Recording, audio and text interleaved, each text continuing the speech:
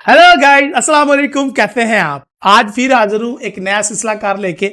आज से मैं इंशाल्लाह कोशिश करूंगा कि हर वीक मैं ऑयल की वीकली एनालिसिस आपके साथ शेयर किया करूं कि ऑयल की मार्केट में क्या चल रहा है और ऑयल की प्राइसेस आने वाले दिनों में कैसी जा रही हैं और कैसी जाएंगी। ओपेक क्या कहता है, जंग के क्या हालात हैं, यूनाइटेड स्टेट ऑफ अमेरिका क्या कहता है, ईरान इराक की क्या कंडीशन है, इंडिया जो रूस से ऑयल बाय करने जा रहा है वो कहां तक डील पहुंची है।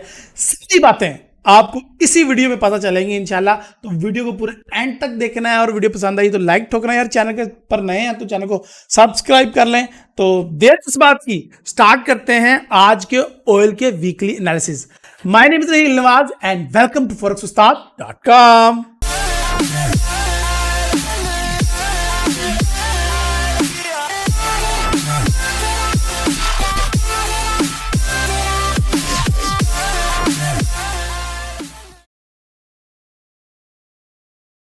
माय डियर फ्रेंड्स, आपको पता है रूस यूक्रेन वार चालू है और अमेरिका इससे बहुत ज्यादा फायदा, सबसे बड़ा बेनिफिशियरी इस जंग का कोई है तो वो अमेरिका है।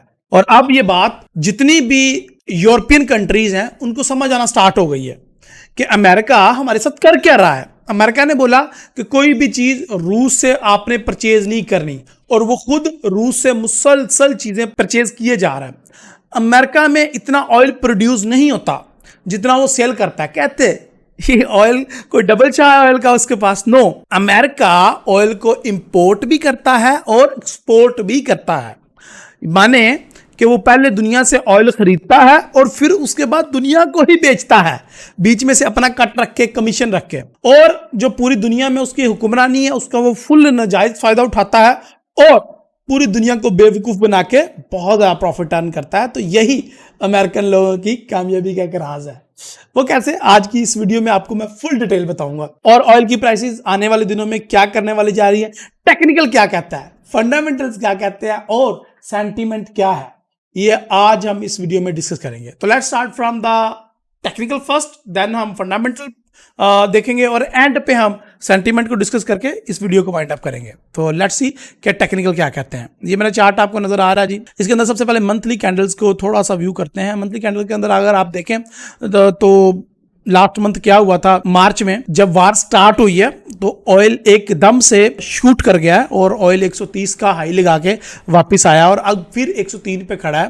एंड मैंने जो ऑयल बाय किया हुआ था अल्हम्दुलिल्लाह सुम्मा अल्हम्दुलिल्लाह 16-17 से बाय किया और वो ये मेरी पोजीशन आपको नज़र भी आ रही है।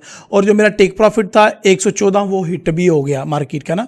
और अब मेरा अगला जो टेक प्रॉफिट है वो है 140। तो ऑयल की प्राइस को हम सेट करते हैं जी 140 पे अपना अगला टेक प्रॉफिट लें जी 140 पे हमारा नेक्स्ट टेक प्रॉफिट सेट हो गया। और ये याद रखिएगा प्लीज, मेक श्योर कर लें ये लॉन्ग टर्म ट्रेड है, इसको आपने इस तरीके से फॉलो नहीं करना, ये इसके अंदर अप्स एंड डाउन आते रहेंगे। उसके बाद जो रिसेंटली मैंने ऑयल को बाय करवाया दोबारा से, ये मेरे पुराने सिग्नल्स आपको नजर आ रहे हैं जो कि मैं आपको पता है, अगर नहीं पता तो मैं बता देता हूँ कि बुध को और जुम्मे वाले दिन मैं लाइव आता हूँ यूट्यूब पे और 2 घंटे का 3 घंटे का सेशन होता है जिसके अंदर मैं ऑलमोस्ट क्रिप्टो की, कमोडिटीज़ की, करेंसीज की, सबकी जो है और इंडेक्सेस की, स्टॉक्स की मैं एनालिसिस करता हूँ लाइव। और लाइव वीडियोस के अंदर मैं क्वेश्चन आंसर भी जो है उसका सिलसिला भी जारी रहता है। तो अल्हम्दुलिल्लाह सुम्मा अल्हम्दुलिल्लाह, ये देखें जी लास्ट वीक में हमने कहा था कि जी गोल्ड ऑयल इतना नीचे आएगा, तो ऑयल इतना नीचे आया, हमारा पेंडिंग ऑर्डर उसने पकड़ा और अब ये ऊपर को रमा दमा है। और अगर आप देखें तो 2 कैंडल बैरिश और 1 बुलिश, और ये 2 कैंडल्स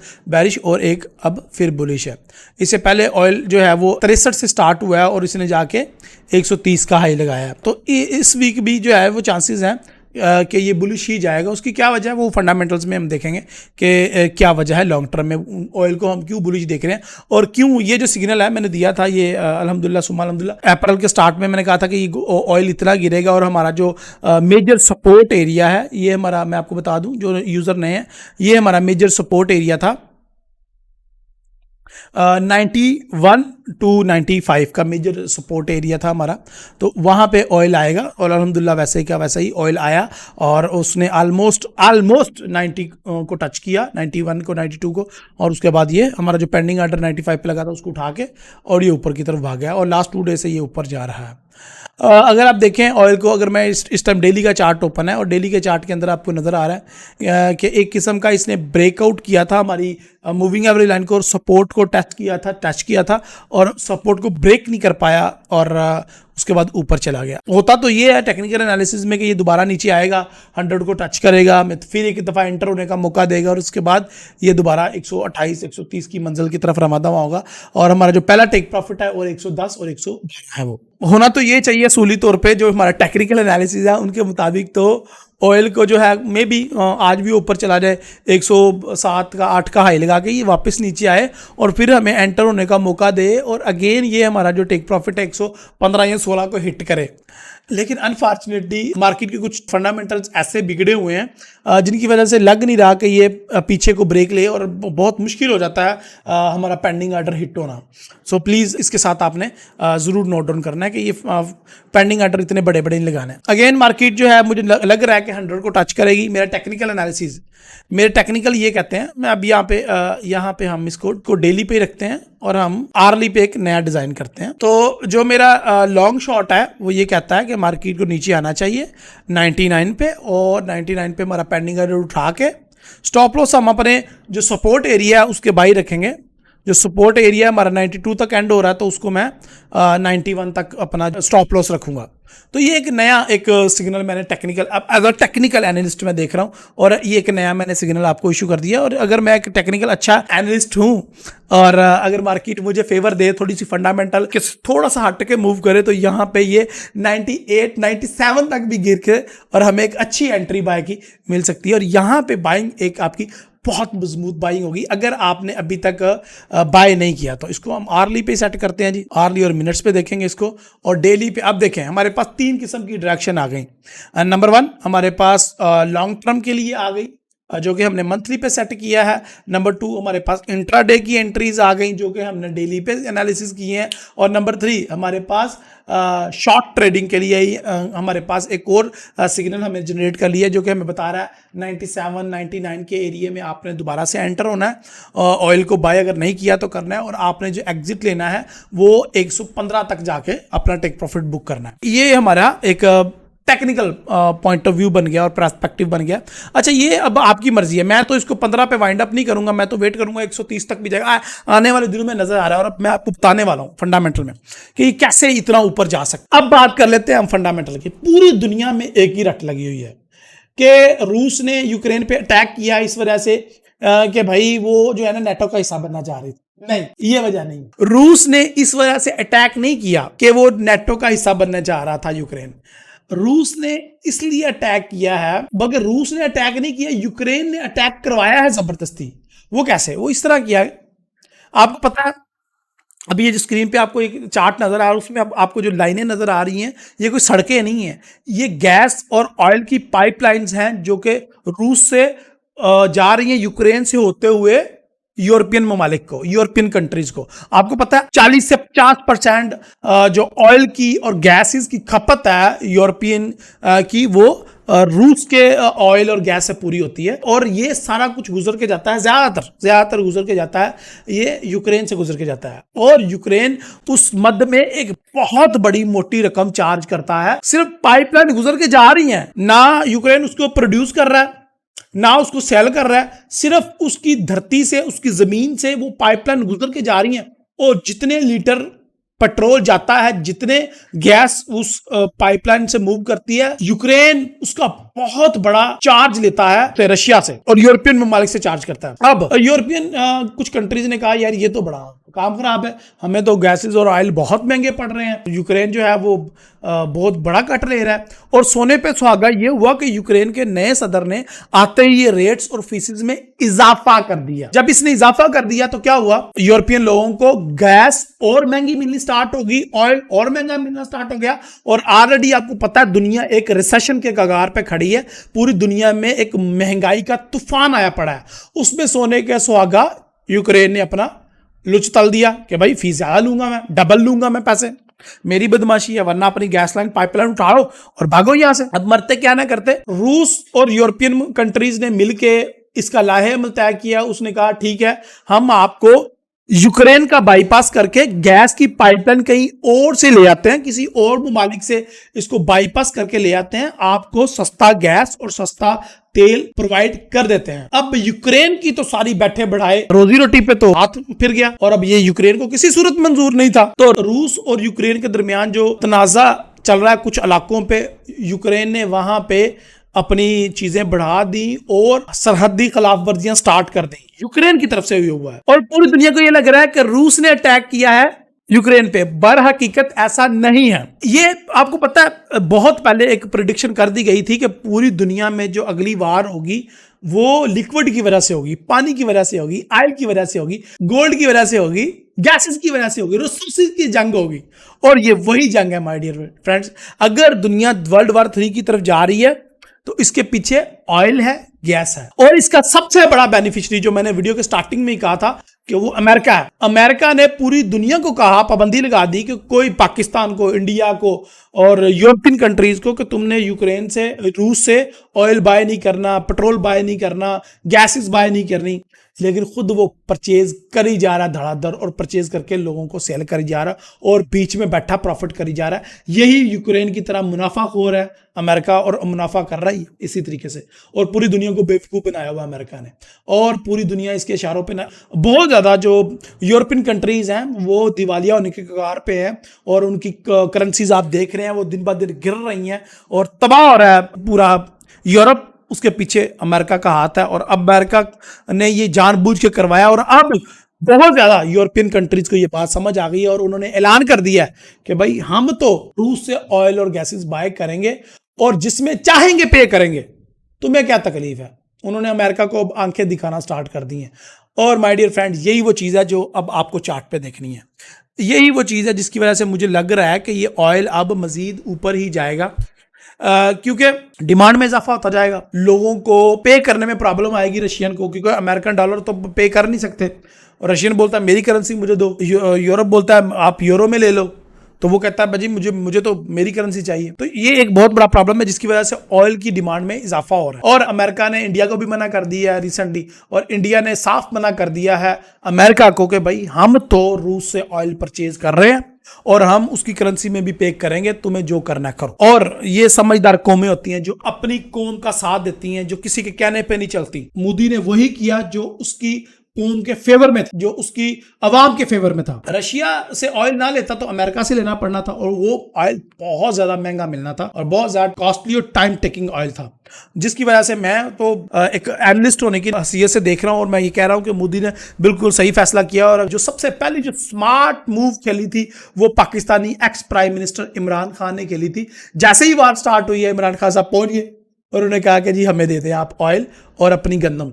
हमें 30% ऑफ पे गंदम भी मिल रही थी, हमें 35% ऑफ पे पेट्रोल भी मिल रहा था रूस से, जो कि अमेरिका नहीं चाहता था कि हम पाकिस्तान उससे डील करें। इसी वजह से हमारे प्राइम मिनिस्टर इमरान खान को जाना पड़ा घर, और अमेरिका के कहने पे, अमेरिका की जाती मुखालफत की वजह से, या जाती हमारी पर्सनल इश्यूज के अंदर इंटरफेयर की वजह से, जो कि इलीगल एक एक्ट है जो अमेरिका ने किया, उसकी वजह से पाकिस्तान की हुकूमत को जाना पड़ा। अमेरिका जो अपने उसने टारगेट बनाए हुए हैं वो पूरे करने की तरफ, वो पूरी दुनिया में, अब इसमें कोई शक नहीं है। याद रखो मेरे इंडियन फ्रेंड्स जितने भी देख रहे हैं, इसमें कोई शक नहीं है कि अगर मोदी ये ऐलान करता है कि जी मैंने ऑयल लेने ही लेना रशिया से, और रशिया से डील कर लेता है, तो रशिया की और अमेरिका उसको नहीं देखना चाहता मोदी को। और मोदी फिर थोड़े दिनों कोई मेहमान है, अगर अमेरिकन पाकिस्तान में मुदाखलत कर सकता है तो इंडिया में भी कर सकता है, और उसने ये करना ही करनी है हरकत।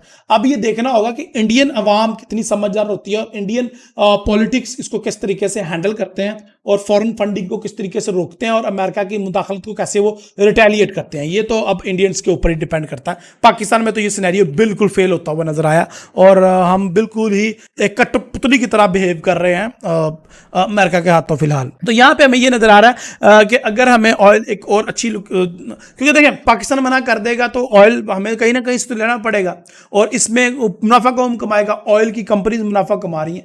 ऑयल की प्रोडक्शन की कास्ट तो वही है, लेकिन डिमांड में इजाफा की वजह से रेट बढ़ गए हैं, और जनाब उनकी तो चांदी हो गई है, वो तो डॉलर छाप रहे हैं जनाब आजकल।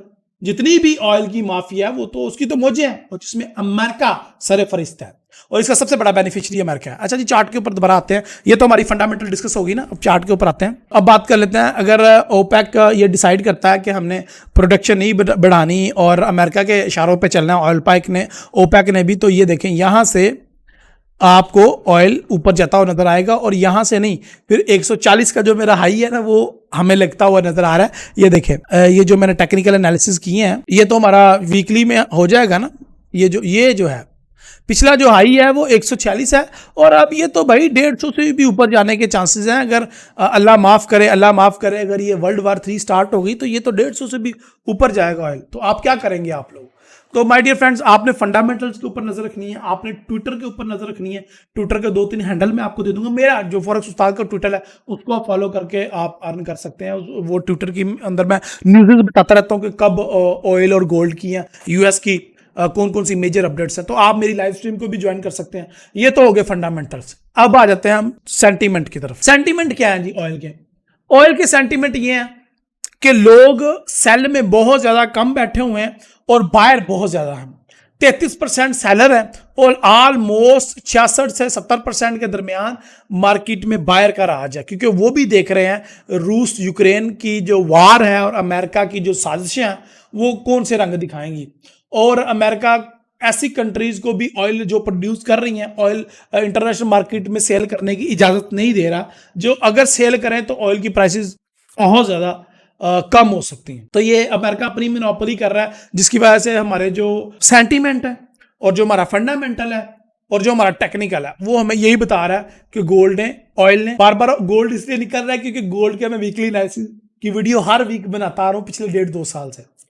तो अगर आपका फीडबैक पॉजिटिव रहेगा, लाइक्स ज्यादा आएंगे, शेयर्स आएंगे, कमेंट्स आएंगे, आपका भरपूर फीडबैक आएगा, जाहिर है व्यूज आएंगे, तो ही मैं इसको कंटिन्यू करूंगा और हर वीक फिर ऑयल के भी वीकली एनालिसिस आपके साथ शेयर करूंगा। तो माय डियर फ्रेंड्स, मेरे पास 3 किस्म की आपके लिए प्रिडिक्शंस हैं, 3 किस्म की डायरेक्शन है।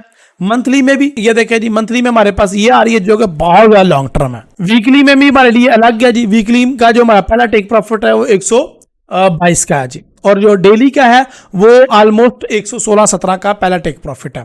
और जो हमारा आर्ली है, आर्ली में आपने देख ही लिया, यानी कि जो हमारा इंट्राडेज के अंदर शॉर्ट ट्रेडिंग आता है वो हमारा जो है वो ऑलमोस्ट 115-16 है, और जो हमारा इंट्राडे है वो 122-28 है।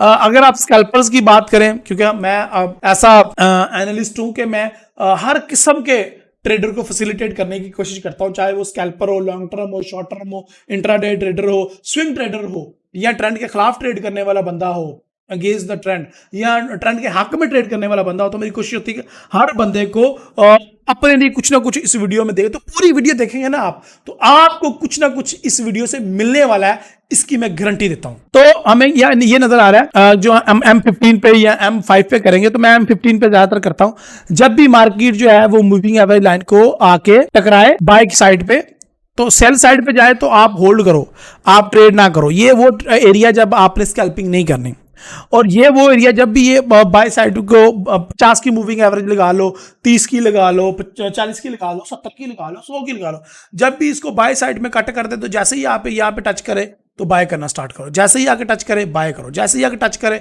एक हाई लगाओ, छोटा सा नॉमिनल प्रॉफिट लो। स्कैल्पर क्या करता है, छोटा सा नॉमिनल प्रॉफिट लेता है, बाय निकल जाता है, फिर यहां से आके टच करे आप अगेन बाय करो, और फिर ऊपर जाए क्लोज करो, प्रॉफिट बुक करो, बाय बुक, और जब ये ब्रेकआउट कर दे नीचे वाली साइड पे तो इस एरिया में आपने ट्रेड नहीं करनी, करोगे तो मरोगे, ठीक है।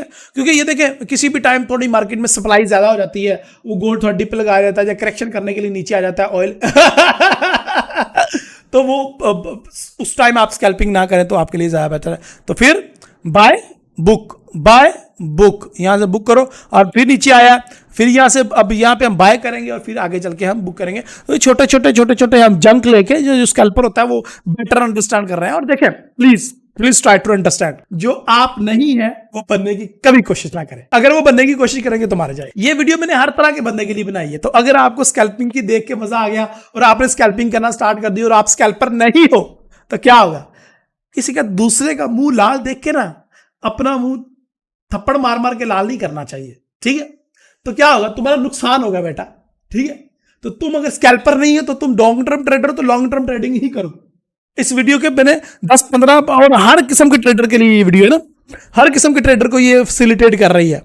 तो आप अपना हिस्सा लो और साइड पे हो जाओ। और मार्केट में भी ऐसे करते हैं, अब मार्केट चल रही है ऊपर नीचे तो सारी मूवमेंट तो मैं कैच नहीं कर सकता, तो मैंने अपना हिस्सा लेना है और साइड पे, अपना हिस्सा लेना है और साइड पे।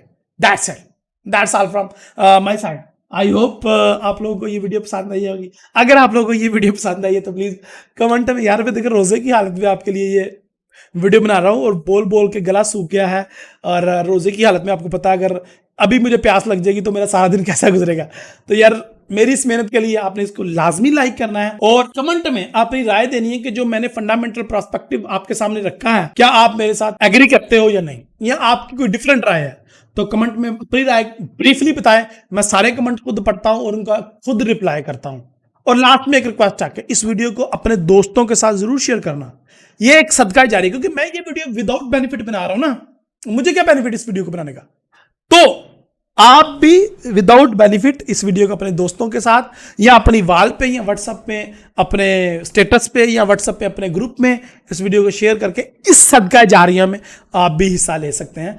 और अगर हमारी वजह से किसी एक बंदे ने थोड़ा सा भी प्रॉफिट कर लिया तो मेरे ख्याल से हमारी जिंदगी का मकसद हल हो जाएगा और आपके शेयर करने का मकसद हल हो जाएगा। ठीक है जी, अभी दुआ में याद रखें, इंशाल्लाह अगली वीडियो में जो कि इससे भी ज्यादा भरपूर होगी, इससे भी ज्यादा फंडामेंटल डिस्कस करूंगा। अभी वीडियो लंबी हो जाती है ना, तो जल्दी वीडियो को वाइंड अप करना पड़ता है। अगर आपको वीडियो पसंद आएगी, बातें मजे की तो वीडियो को लाइक करें, कमेंट में अपनी राय पोस्ट करें, तो अगली वीडियो इससे भी ज्यादा डिटेलिंग होगी और इसके अंदर मैं ज्यादा अच्छे तरीके से आपको डायरेक्शन गाइड करूंगा और मैं भी कोई स्ट्रैटेजी भी आपको दे दूं। ये आप सारा कुछ आपके फीडबैक पर डिपेंड करता है। ले जी, लाइव स्ट्रीम तक के लिए बुध को जुमेरात को, जुमे को 3 दिन में लाइव आ रहा हूं इंशाल्लाह, रात को 10 बजे से लेकर 12 बजे तक ज्वाइन कीजिएगा लाजमी। तब तक के लिए इजाजत दें, अल्लाह हाफिज।